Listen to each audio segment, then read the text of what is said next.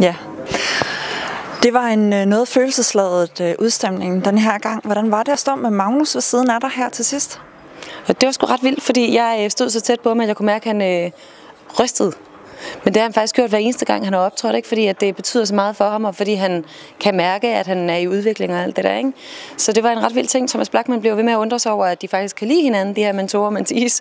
Men det kan de jo virkelig, og det kan jeg jo mærke, det kan de hele vejen rundt. Men ikke især, men altså Magnus og Vergasa har jo virkelig også haft noget meget, meget særligt sammen. Så hvordan var den her afsked i forhold til sidste uge? Jeg synes indtil videre har det ikke været sjovt overhovedet at sende nogen hjem. Altså, jeg sagde lige til Vergasa, jeg synes det er frygteligt, vi skulle undvære ham. Men jeg sagde også til ham, men jeg ved egentlig ikke, hvem vi ellers skulle have undværet. Altså, så det er sådan, jeg har det. De gør sig jo enormt umage alle sammen. Ja. Men det var måske noget overvældende med nærmest tårer ned ad kinderne den her gang. Var det en rigtig mentor, der blev valgt til Magnus til at fortsætte? Og det skal jeg sådan set ikke rigtig have en holdning til. Altså det vil jeg sige, der tror jeg faktisk, Thomas Blachman er den bedste til at vurdere det. Det tror jeg virkelig ligger i gode hænder hos ham. Tak.